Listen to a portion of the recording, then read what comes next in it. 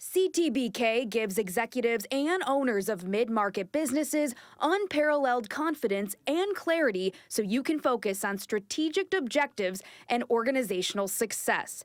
Their multidisciplinary advisors, accountants, and team members have a wealth of experience and are all available and responsive to each client to ensure the most effective advice, actions, and outcomes no matter the situation or complexity level. That experience base and one-team approach, combined with integrated and efficient way of operating, enable them to be truly proactive partners, doing the best thing for their client every time. Visit ctbk.com or call 716-630-2400 to learn how CTBK can work for you. You are hate listening to Tim Graham and Friends. It's Tim Graham and Friends, brought to you by CTBK, CPAs and Business Consultants. I'm Tim Graham of The Athletic, here with Jonah Bronstein of Bronstein Sports Plus. And the Bills have just wrapped up their minicamp, going on a 5-week break. If you're a Bills fan, you should hope you don't hear from the Bills for those 5 weeks, because this is that time of year where if you are seeing Bills news, it's probably bad because somebody did something to make the police blotter, or an injury while working out. So it's that uneasy time. Although this team's pretty dull. We haven't had much, Jonah, have we, in recent years or under the Sean McDermott, Brandon Beane overview that really tended to make you nervous. The Marcel Darius arrest for synthetic weed, or street racing incident, or fill in the blank. The team's been pretty dull under Brandon Beane and Sean McDermott. Good and dull, which is exactly how every NFL team wishes it could be. Yeah, and it makes it easier for us not having to chase down, police reports and stories like that over the next 6 weeks. I mean, I do think you could see some positive type stories coming out, movies and weddings, and that's already happened. But I think those kind of things, off-season activities from some of the celebrity Bills. Well, that's why I made it a point to say news. If you're seeing news, like, puff pieces or little human interest things, that's not really news. If you see a headline, if there is a development, an unexpected development going on with the Bills, I guess the big one would be a James Cook contract. If they're able to figure out a compromise and get James Cook at $10 or $11 million a year, and he's happy and he's signed his extension, and he's going to show up on day one, which he probably is anyway, but he's not going to do a hold-in, or he's not going to let any hard feelings seep into the regular season. Hard Knocks isn't going to make you choose sides, which they're going to do. That's one of the sexier storylines, and I wrote about that this week at The Athletic regarding how Hard Knocks will, it needs some drama. It's a television show, and they're not necessarily going to manufacture it, but James Cook and his dissatisfaction with his contract at the Buffalo Bills while being the NFL's reigning or co-reigning touchdown leader, for rushing touchdowns anyway. He's a big name, and that's going to provide some drama for Hard Knocks. And if the Bills are able to hammer out that contract compromise before the cameras start rolling at St. John Fisher University, then I think that would be good news. But I can't really think what else would be like good, unexpected news. There could be, knock on wood, a non-football injury in Naeem Hines. That seems to be the last time I remember. I said a good one. Well, it would be good news. No, that I guess a trade or something like that. Maybe something exciting. Those usually don't happen now. Everybody goes on vacation. It's hard to negotiate with another general manager when he is with his family in Italy or on a boat in Cabo San Lucas. So you usually don't see trades this time of year. But again, if you're a Bills fan, unplug. Hopefully you are able to unplug and not worry about your team for 5 weeks until they show up surrounded by the NFL Films cameras to chronicle your beloved Buffalo Bills out in Pittsford, New York. What did we learn at minicamp this week? James Cook showed up. That was a question. Adam Schefter even said on his podcast last week, infamously, erroneously, that James Cook wasn't going to be there, that the sides were far apart, and Adam Schefter even hinting that this could drag into training camp. Let's talk about that, actually, Jonah, from a journalism standpoint. I think a lot of people, and I think misguidedly, we're saying that Adam Schefter carrying water for James Cook's agent may be used. He got used. He was had. So I don't think that's true. This is what I think happened, and I don't know, but this is what I think happened. Because Adam Schefter did not tweet anything, which he would certainly do if he had what he thought was a scoop or breaking news that James Cook was not going to be in attendance at Bill's minicamp or training camp, as he said on his podcast. I think this is a case of a media member having too many outlets or trying to satisfy all the different platforms that they're on, and got to talking about a player, one of hundreds and hundreds of players that Adam Schefter gets paid millions of dollars to have information on or have an opinion on. And I think Adam Schefter just went off the top of his head a little too much. I don't think that he had bad info or he was, fraudulently abused by James Cook's agent. I think it was just he got on a roll talking about James Cook's contract situation, thought he knew the situation better than he remembered it as the words were coming out of his mouth, and just was wrong. Lazy. I don't know. It's hard to accuse somebody of being lazy when they have so much to be on the clock for. Like I said, he's got all these different things that he has to do. He has to do television.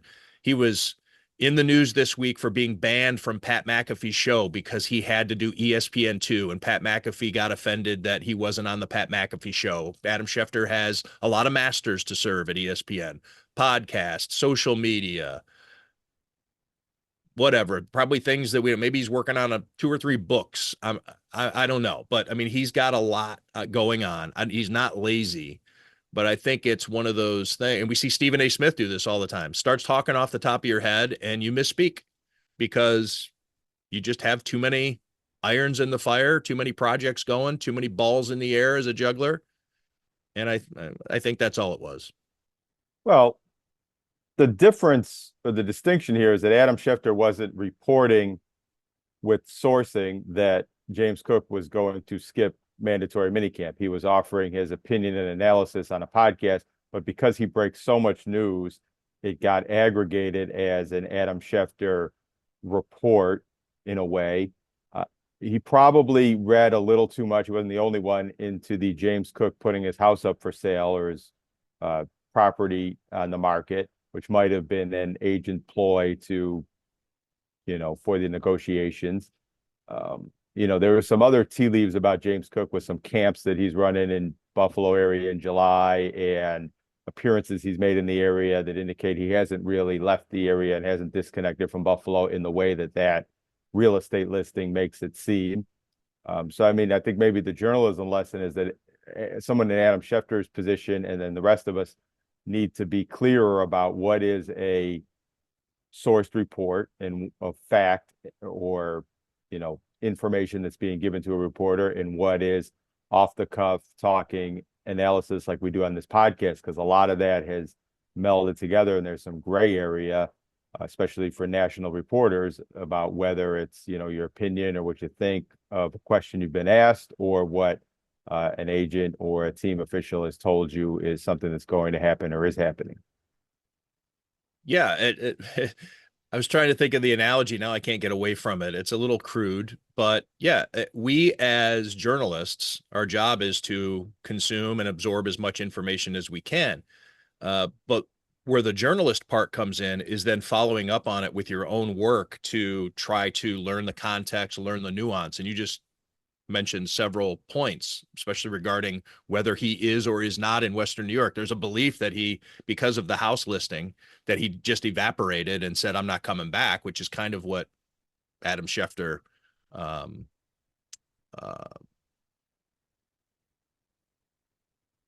what he elucidated, I suppose. He didn't, I mean, um,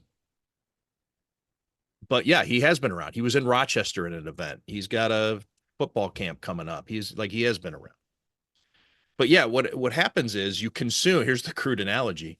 There are a lot of people out there who are aggregators, the Pro Football Talks and, well, I don't need to name them. There's so many.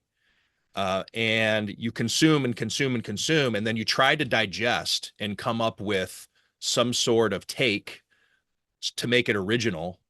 And then you crap out this thing that reads as fact when it's really your opinion. And that's the thing with Adam Schefter on that podcast with James Cook is, you're right, it was his opinion probably, but it was presented as fact. I mean, I listened to it. He was saying it pretty much like this is how it is. And he should have said, according to this source or according to that source or according to my own sources. He's got them. Like, he doesn't need to aggregate his information and try to come up with something out of it by smashing it all together and trying to find a deeper meaning. So yeah, that's where it came off as pretty dangerous. And it's yeah, you're right. It's a lesson. It's a lesson for all of us that just because it's been reported out there, and then there's that temptation to want to put your spin on it to make it your report or your information. And anyway, so I don't think it was Adam Schefter being used by James Cook's agents, as a lot of people have surmised. So James Cook was out. Adam Schefter also termed it a dark cloud that could hang over the Bills throughout the season. And I don't know if I would agree with it being a dark cloud, but I do think it's a cloudy situation. I don't think it's settled just because James Cook came to minicamp and said, I like my money and that's why it's here. He still doesn't have the contract he wants. He still hasn't been shown the appreciation that he's seeking. And it seems to be in a good place right now, but as the season goes along, it could resurface as a potential fissure in the chemistry of the locker room. Well, and as I was mentioning with Hard Knocks, and that's why I reached out to Herm Edwards, who was the Kansas City Chiefs head coach in 2007, when they had two notable contract holdouts that went into their training camp that was portrayed on Hard Knocks, and that was running back Larry Johnson and rookie receiver Dwayne Bowe. Now, you don't have the rookie training camp holdouts anymore because the NFL has baked things into the collective bargaining agreement that makes it prohibitive for rookies to want to do that. They're just slotted in at these different rates, and the fines become just too much to want to use that. The rookies just don't have the leverage that they used to back in 2007 when Dwayne Bowe was exercising it. And so I talked to Herm Edwards about that experience. And I also talked with former New York Jets general manager Mike Tannenbaum, who one of the biggest contract holdouts of any type, whether you're on Hard Knocks or not, was cornerback Darrelle Revis, first ballot Hall of Famer, the best player on a team that had just reached the AFC Championship game. And they needed that guy signed and happy. And the Hard Knocks cameras being present, it's not zero, it's not nothing. And of course, both people said it really doesn't affect how you want to do business because you have to hold true to what you believe in and what's best for the team and the salary cap. But, and this is the quote that Herm Edwards used that I thought was notable, is that in today's media landscape, there needs to be a bad guy for ratings purposes, even for discussion purposes, to get you through an episode of First Take or Colin Cowherd's show, or you name it, Jim Rome. You need friction. You need a good guy and a bad guy. You need to choose a side.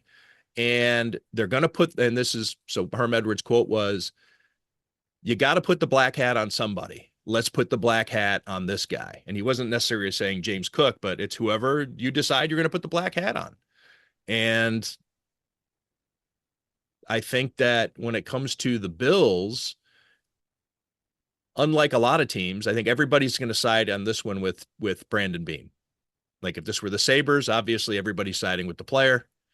And it depends on who your established good guy is.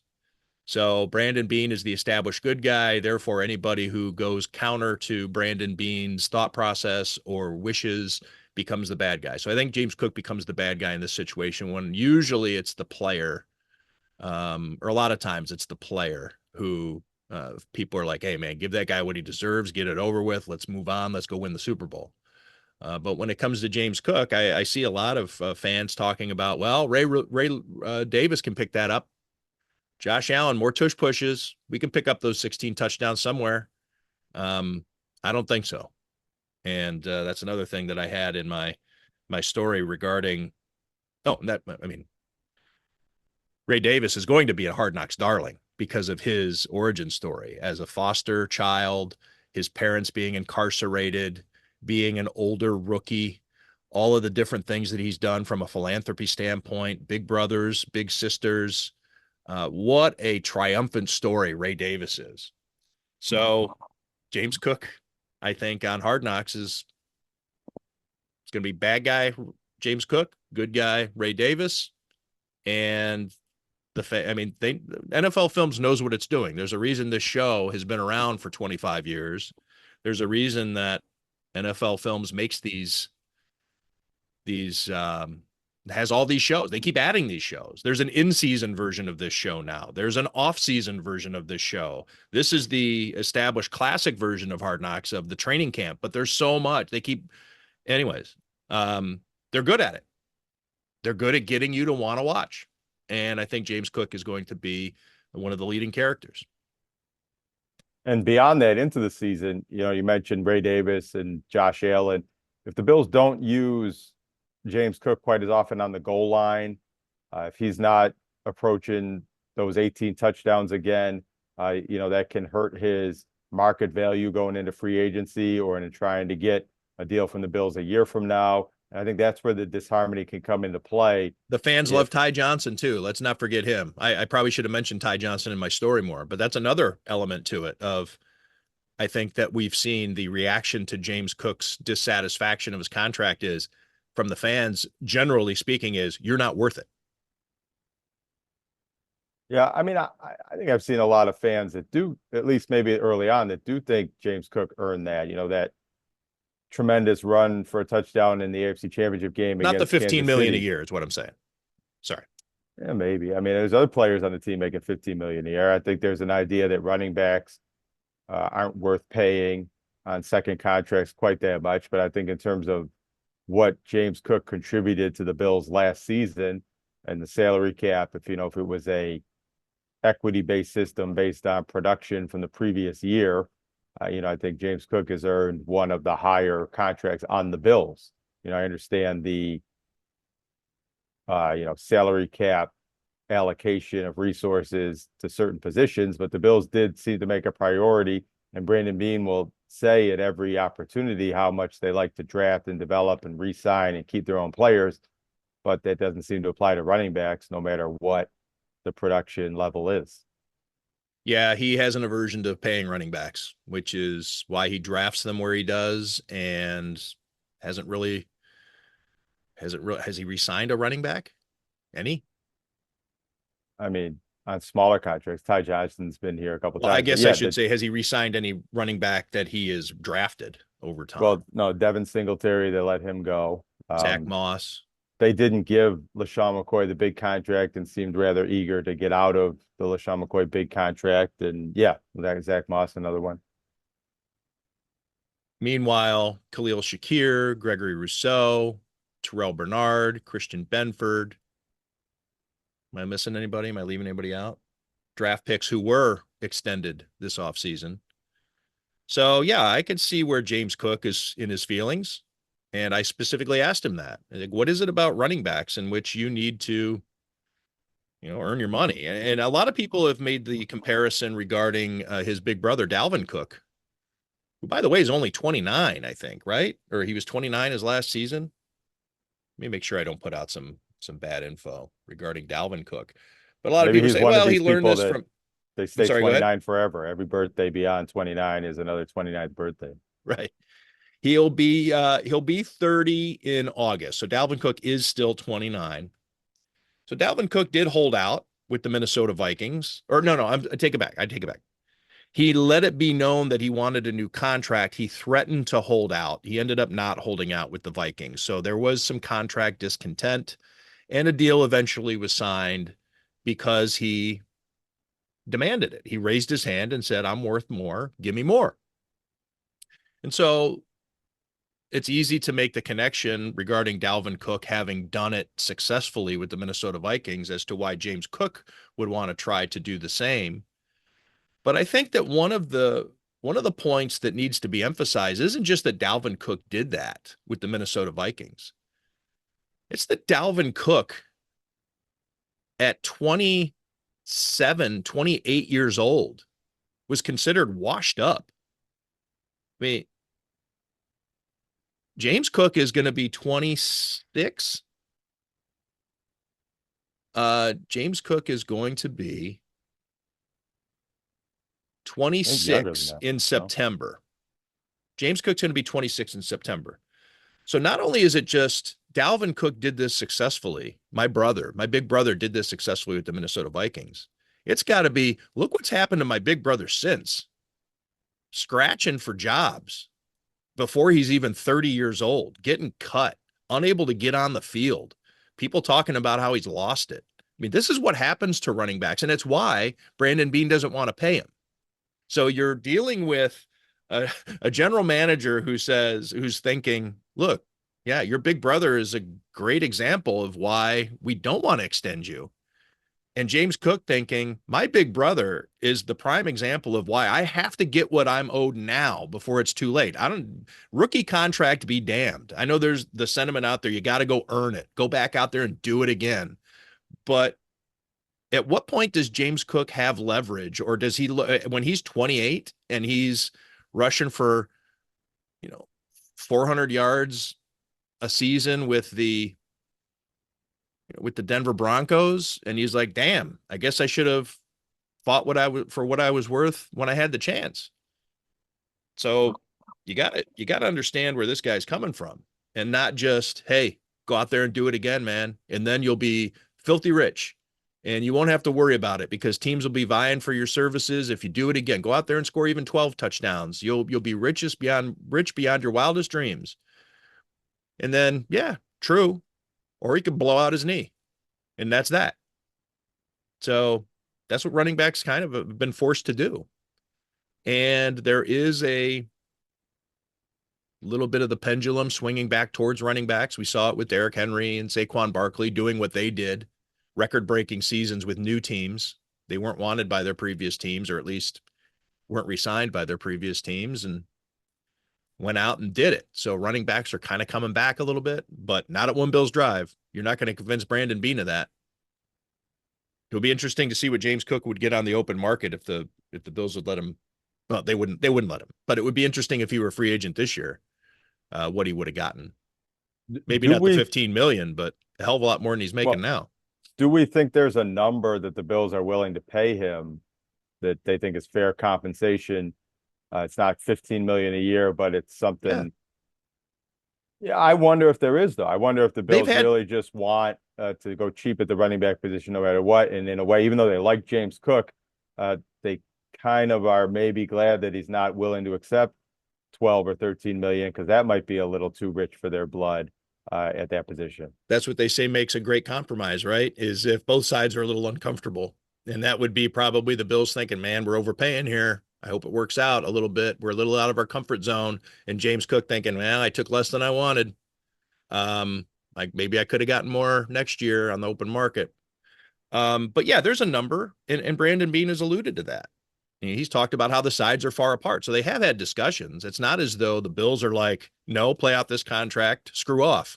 You're under contract, show up, do your job. No, they've talked, and Brandon Beane has said that every time that when they do talk, they're just too far apart, and too so far apart that there's no sense in even continuing the discussions, as far as Brandon Beane said back at the NFL owners meetings a couple of months ago. Now, perhaps that was a ploy to say that publicly and to maybe get James Cook's representation to lower their asking price a little bit. But he did say it publicly. He did go there. And I don't, Brandon Beane doesn't strike me as a liar. I've never caught him lying to me before. So if he's going to say that publicly, then I think there's truth to it. So James Cook shows up. He says he's going to show up to training camp. He did answer one question by saying, yeah, I'm there. This is my team, training camp. I'm going to participate. But when I followed up by saying about the possibility of a hold in, he had a big smile on his face and he said, we'll see, man. He did. So he did leave the door open to showing up on day one of training camp. So that way he can get credited for his accrued season towards free agency. Because if he doesn't show up on the first day of training camp, there's a mechanism that the Bills can trigger within the CBA, and he would be a restricted free agent next year and not an unrestricted free agent. So there's that little wrinkle. But that doesn't mean he has to necessarily participate in the drills and the practices. He could stand there with his hands on his hips and watch drills, or maybe not even put his helmet on. What else did we learn at minicamp this week? Jonah, anything stood out to you? I mean, it is minicamp, and we spent a good chunk of time last week talking about how it's kind of overrated. But we saw 3 days. Everybody seems healthy. I mean, Brandon Beane says, let me focus that statement a little bit. Brandon Beane says that when training camp begins, he expects everybody to be on the field and practicing. And that includes Maxwell Hairston, the rookie cornerback, who tweaked his hamstring this week, Joey Bosa with the calf injury.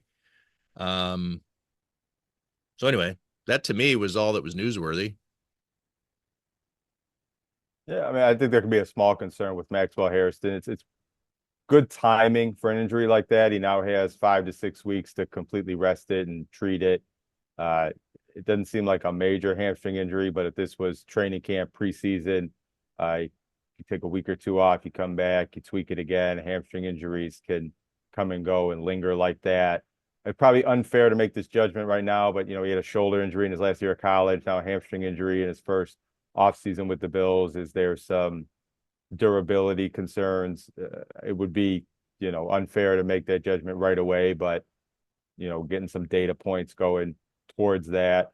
But he was moving around pretty well on the sideline, even though he didn't practice on Thursday, and it didn't seem to be a significant injury. It kind of maybe a tweak, and the Bills just being extra careful. There were a number of players held out of practices or limited over the minicamp with what seemed to be minor injuries, but the Bills didn't want to push them at all at this time of year.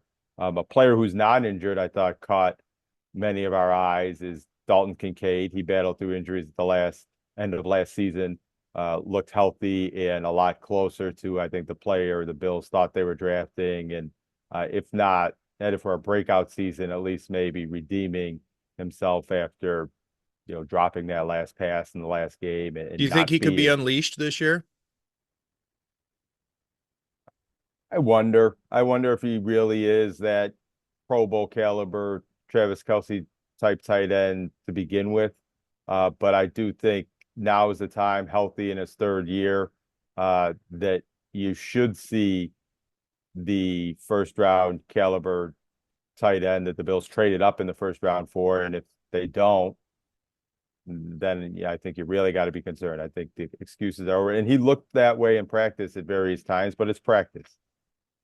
Josh Allen might be trying to build his confidence and looking for him a little more than some other people. You know what I like that I saw out of Dalton Kincaid, and a lot of people can poo-poo the extracurricular stuff or the things that you see away from the field. But what's impressed me with Dalton Kincaid the past few weeks is that he's doing in-depth interviews and he is talking to reporters.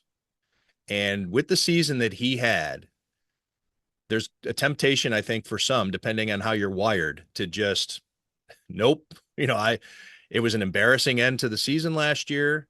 His general manager and his head coach pretty much called him out. It's not a crooked line to get to the dissatisfaction that the Bills front office and coaching staff had with Dalton Kincaid and Keon Coleman and their strength and conditioning coach being fired. So Dalton Kincaid and the disappointment that the Bills had in him maybe got somebody lost somebody's job. And Dalton Kincaid's got a lot to deal with, answer for, be sheepish about, but he's doing interviews. He's doing long interviews too. So I commend him for that. And that shows that there's a willingness to be accountable. And again, it doesn't necessarily make him a great tight end, but it at least shows a glimpse into the kind of guy that he is, that he's facing this and seems to not be running from it. I think the issue with Dalton Kincaid, and maybe this is slightly unfair to him, but is that, he's not a bad player. He hasn't been a bust.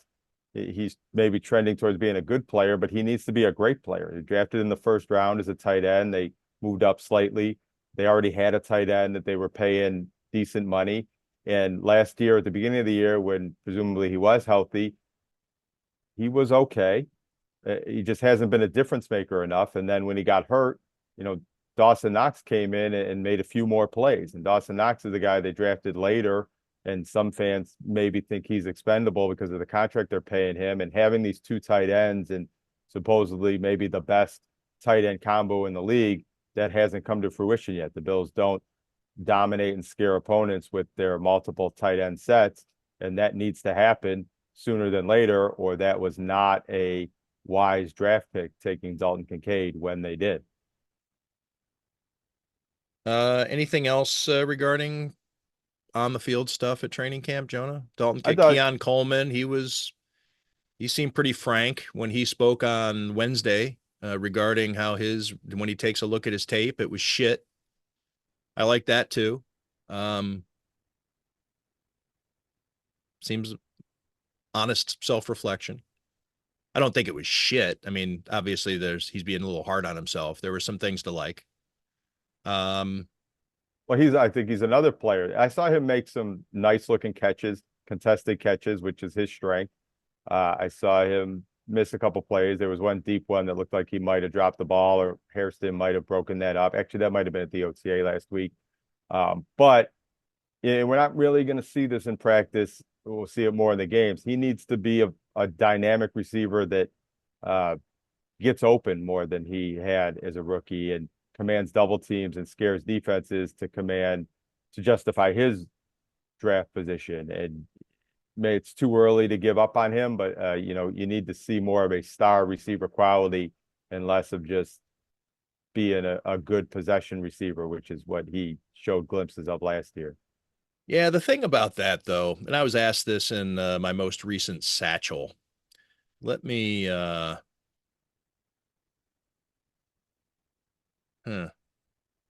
anything else come to mind while I'm looking up my satchel? There's a stat that I have regarding players who were drafted in the neighborhood that Keon Coleman was, receivers who were drafted that way anyway.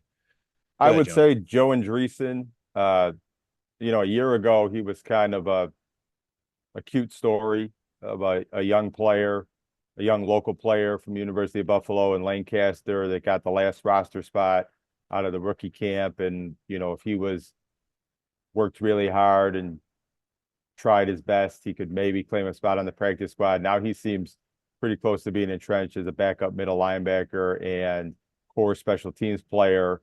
I think most people projecting this roster have him on the roster when that was not the case a year ago. Some injuries and a really strong preseason performance snuck him onto the 53 at the end of last training camp. So for Western New York football and him and the Buffalo Joe story, it seems like he's going to be sticking around and part of the Bills, and following that Cam Lewis, Jamarcus Ingram, where these guys come in and you don't think much of them right away, and then they become long tenured Bills going forward. We hearing anything about Sean Dolak?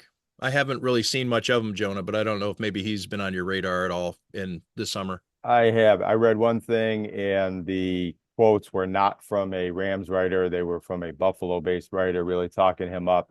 I might take another look and see how that goes, but I haven't seen much. But we didn't hear rave reviews of Joe Andreessen or even notice it ourselves a year ago at this time. He was down on the third string, pretty buried on the depth chart going into training camp. and it was after Balin Spector got hurt and Terrell Bernard got hurt, and there was a preseason game where Andreessen started and made a ton of tackles, and then I think proved his worth on special teams. There was I'm forgetting his name, but there was a veteran linebacker that was hurt all through training camp last year and didn't really get to keep Joe Andreessen from taking some of those snaps. And Joe Andreessen absolutely earned his spot on the team and earned his role with the team, but it took several veteran injuries, I think, for him to get those opportunities. And Sean Dolek might be in a similar position out there with the Rams. Yeah, and you're right. You were not going to hear any coverage of Sean Dolak unless he were in Buffalo. I mean, that's not a guy that gets covered at training camp. He's an undrafted rookie from a Mid-American Conference college. Yeah, that's true. So I should have thought of that. You might see before I something asked the about question. him in preseason. You know, guys like him are going to play extensively in the second half of preseason games, and especially that last preseason game. And you know, if he makes some plays, you know, he could be another Joe Andreessen out with that team. But I think that's when you'll start to see things and hear things and notice whether he's making his way as an NFL player. So I found those stats that I looked up regarding Keon Coleman, and I went back to NFL's 2002 realignment, which would also have the right number of slots in the draft. So you can't just say first round, second round, or, you know, so I went with players who were taken from 28th to 35th overall, receivers taken from 28th to 35th overall. The reason I chose 28th is because that's the draft slot that the Bills had that they traded out of. And of course, the Chiefs used 28 to take Xavier Worthy.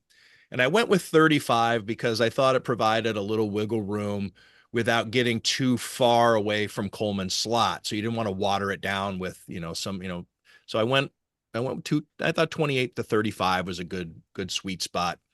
And I stopped at the year 2022. I didn't want to include the Ladd McConkeys and the Xavier Worthies because they haven't played very long. So I went with guys who could have played, you know, a few years. This is the average NFL game by a receiver who was drafted between 28 and 35 over a 2-decade span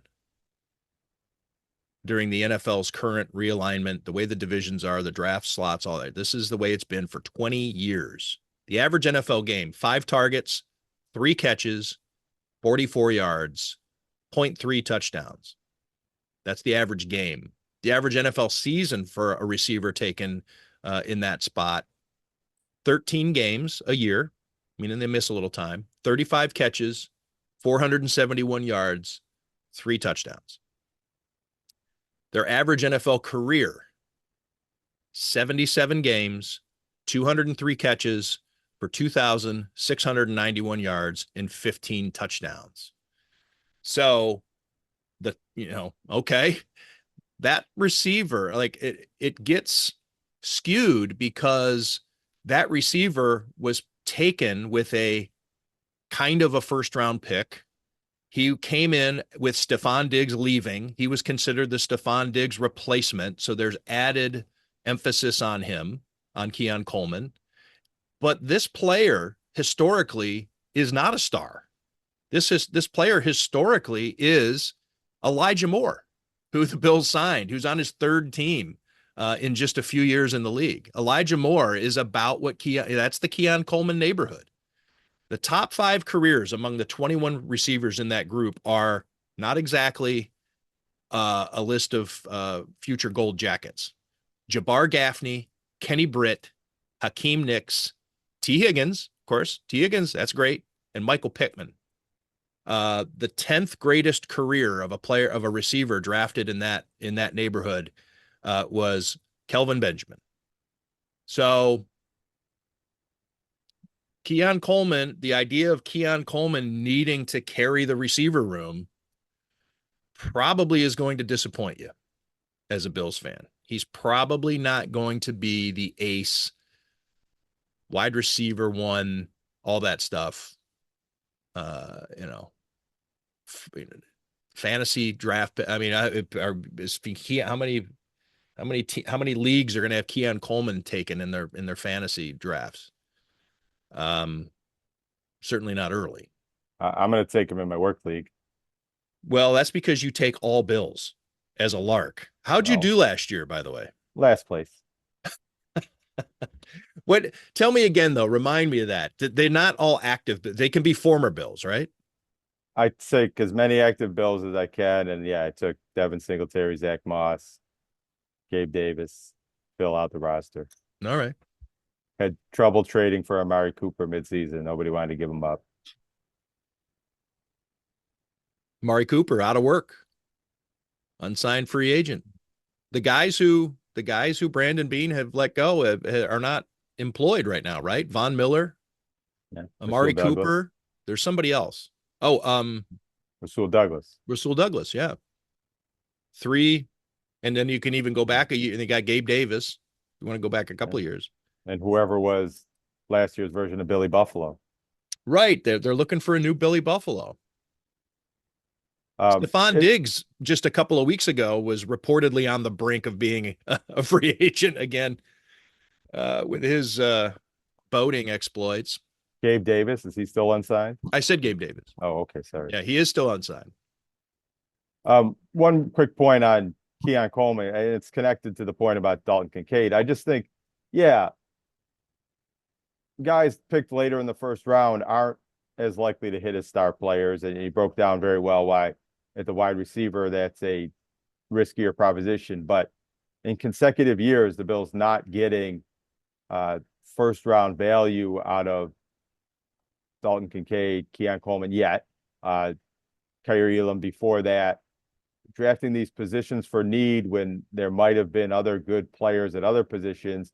You just can't do that year after year. So it might be maybe a little unfair to Keon Coleman or Dalton Kincaid individually to say they have to be Pro Bowl caliber players, but the Bills need more of these first round picks to hit. There's some pressure on Maxwell Harrison in the same boat, or it's just not, they're not replenishing the talent well enough, and, you know, overemphasizing positions of need instead of the best player available in those drafts year after year. And that eventually turns into a problem. You don't have to hit on that every year, but you do sometimes.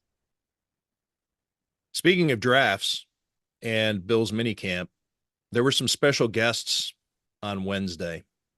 Kim Pegula was there, by the way. She was watching. I did not see her there, but I heard that she was there, and it was good to hear that she's around One Bills Drive. But Kevin Adams and Sabres senior advisor Jarmo Kekalainen were checking out the facility because the Sabres are going to use the Bills draft room when the NHL draft takes place June 27, 28. So that's in a couple of weeks.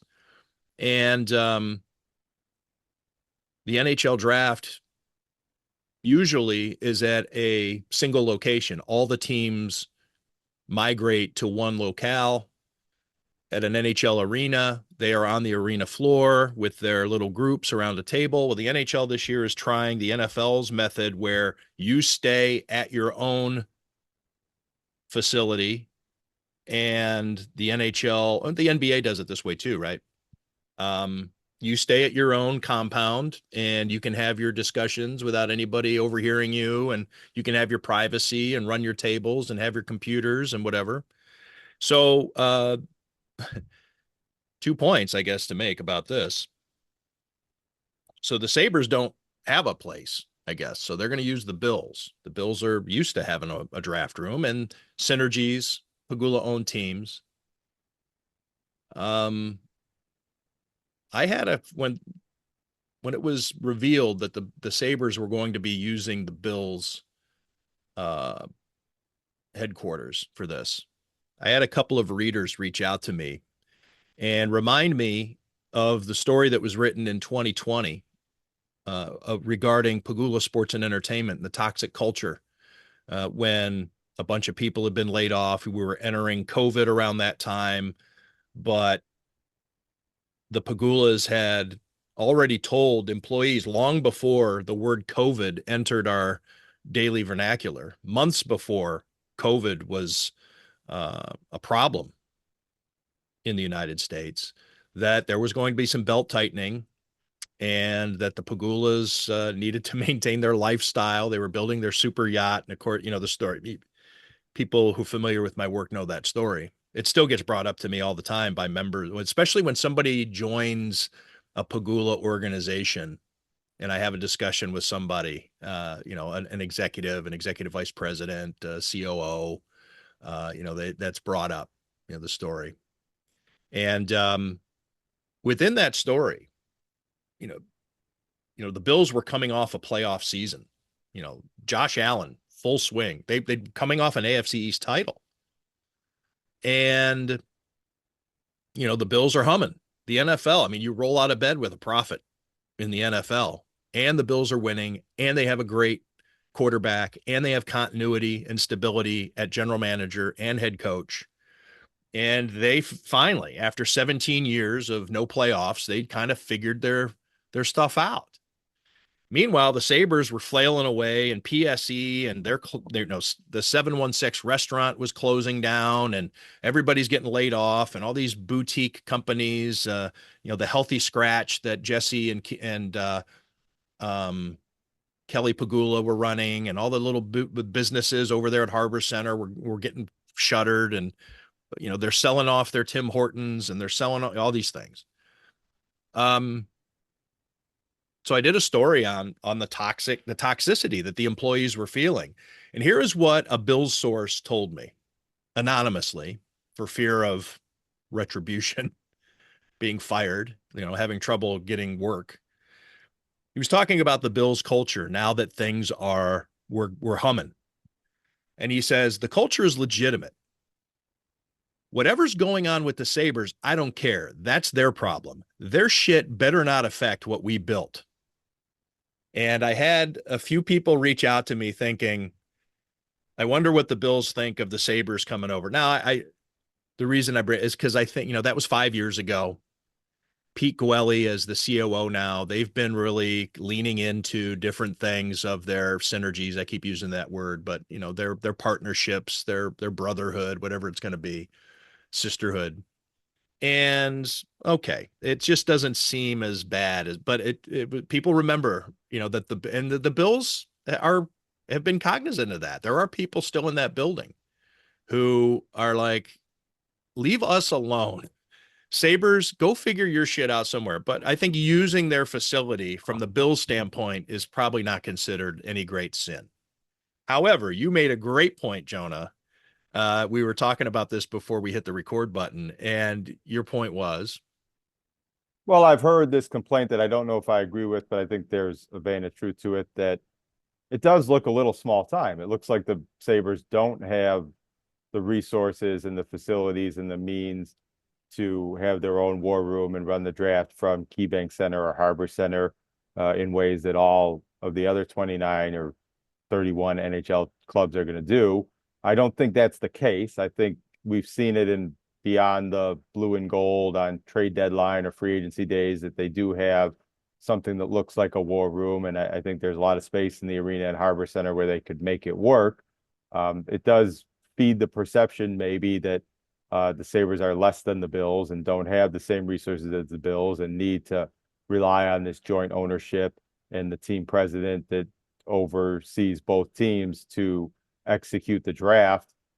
You could look at it that way. I'm not sure I'm taking that position, but I think that some Sabres it does look that way. It does sometimes look that way in some ways. And the Sabres fans that want it to look that way, that resent a little bit of the prioritization that's in play with, Matthew Fairburn's hamster wheel story laid that out, that since Pagula bought the Bills, it's been a little bit different being involved with the Sabres and his time and attention.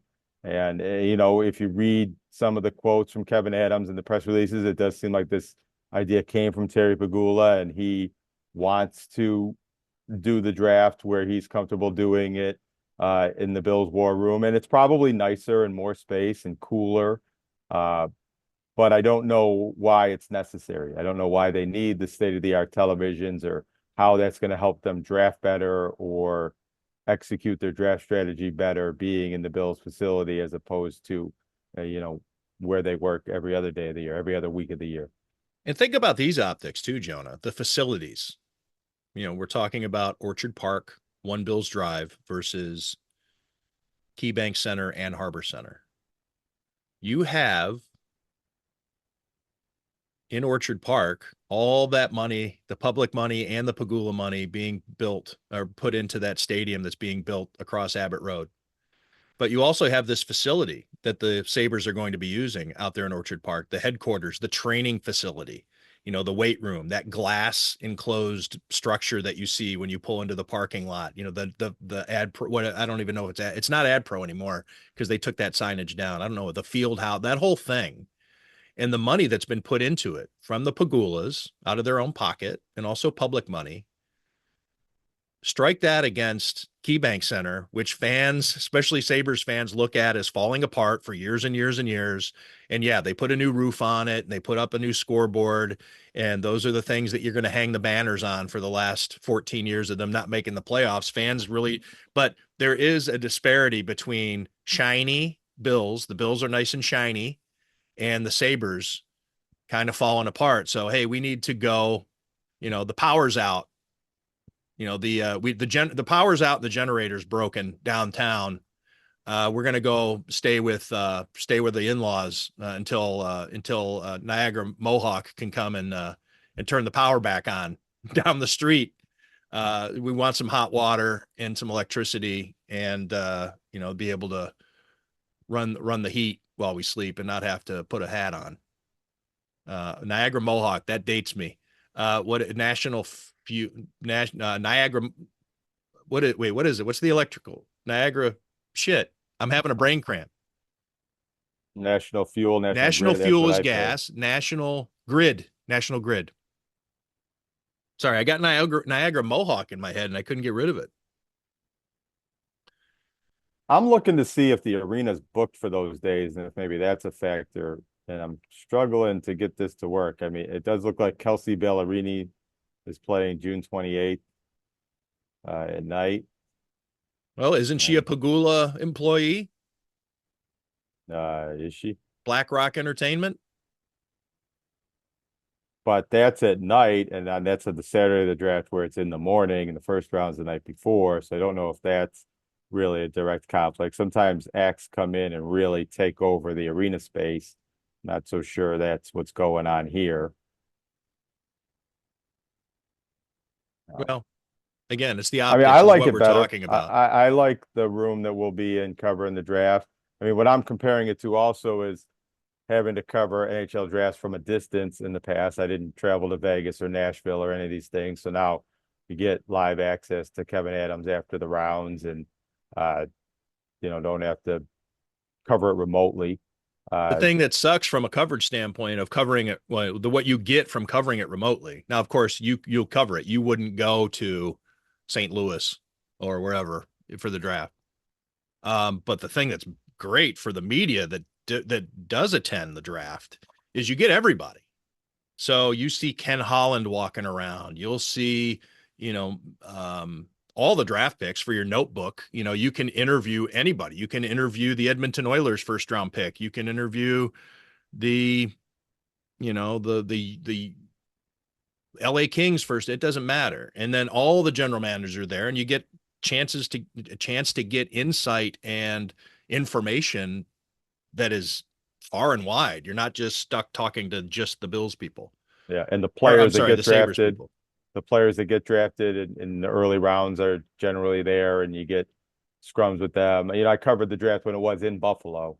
I understand that aspect of it. And I think I've heard, or I don't know if I've read this, but I think I've heard that the NHL might go back to the centralized draft a year from now, and this could be a one-year experiment. And maybe it's cool that the Sabres are trying this out at the Bills facility, and it's kind of a fun little, in a way, maybe it looks small time in one perspective, one prism that you look at it, but maybe it looks like the Sabres do have access to these facilities that other NHL teams don't. And that's an advantage that they have over the rest of the league. They have. They have for for years. Anyway, anything else we need to get to, Jonah, before we wrap it up? Max Scherzer starting for the Bisons tonight. You excited about that? I am not. Okay. I might check that out. Christian Bench for throwing out the first pitch. We'll see who's better, Christian or Max. Some local teams playing in the state playoffs. NBA player doing a clinic in Buffalo tomorrow. Jamal Shed. Where's that? That's at Enterprise Charter School on Oak Street in Buffalo. I do think registration's closed, but it's, kind of neat, free clinic for local basketball players. An NBA player who's not from Buffalo coming in here to do that is somewhat notable. What's the hook? The hook, I believe, is, a connection to friend of the show, Napoleon Kerber, who's from Buffalo and, marketing representative for Buffalo Bills players and Buffalo athletes when he lived here, and has since moved to Houston and represents different players in different leagues on the national level. And I think Jamal Shed is doing these type of clinics in various cities, and Buffalo got on the list because of that local connection. Mo Badger, one of the singing cops, is involved as kind of the local liaison for this. I don't know why the singing cop, just that phrase, the singing cops, makes me laugh. I don't know why. Yeah. It's a what they're called. It's what they do. Yeah. But the singing cops, I don't know. It just puts a smile. I guess it doesn't make me laugh. It puts a smile on my face. Yeah. And there is an interesting visual with those guys too when they do sing. The height discrepancy but they're great. Yeah. I'm not poking fun. It makes me smile. Mo Badger sings national anthems at a lot of basketball games that I cover, and it's always a good performance. I wonder if he pulls you over. Does he sing your charges and the reasons why you got stopped? I'd like that. I'm gonna try to make that happen. Jonah, thanks for this. And thanks to everybody out there for listening and for watching. Your support keeps this show alive. Please subscribe, comment. We get more and more comments. I'm enjoying the comments. For all you out there who've made it this far, who do comment, thank you for commenting. There's a bunch of, we're getting some regulars. Jonah, you don't get in there too much, but I get in there and comment. Oh, well. I'm not a YouTube commentator, so maybe I have to kind of get that. People have things to say about you and to you, though. Like they enjoy you. They enjoy you on the show. I should get involved with that. When people tweet at us or ask us questions on Twitter, I do engage with that. So maybe I'll try to get on the YouTube. I don't think I've ever left a YouTube comment on any YouTube video ever. I know you can do that, but it's just not in my skill set. Thanks to everybody out there for listening on Spotify, Amazon, iTunes. We cracked a couple of national rankings recently. I hesitate to bring them up because I don't know how legitimate they are, but we were in the top 100 of sports radio podcasts, and I think we ranked 21 in sports journalism podcast. And I don't know if that's weekly or what. I need to look, but it was nice. It was nice to see. I think we take it. We're a top 100 podcast. We're maybe not a consensus top 100 podcast, but we have been ranked in at least one of the ranking systems. That's right. I'll take it. Jonah, thank you. Thanks to everybody out there for checking out Tim Graham and Friends, brought to you by CTBK, CPAs and business consultants. The financial needs of a business go beyond tax and attest services. That's why CTBK goes beyond accounting services and offers outsourced solutions through their affiliation with CFO Solutions Plus. These additional services allow clients to focus on their operational and long-term strategic goals.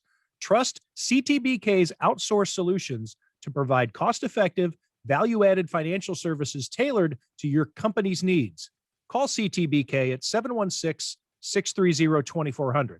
Again, 716-630-2400, or go to ctbk.com to learn more about CTBK's outsourced solutions.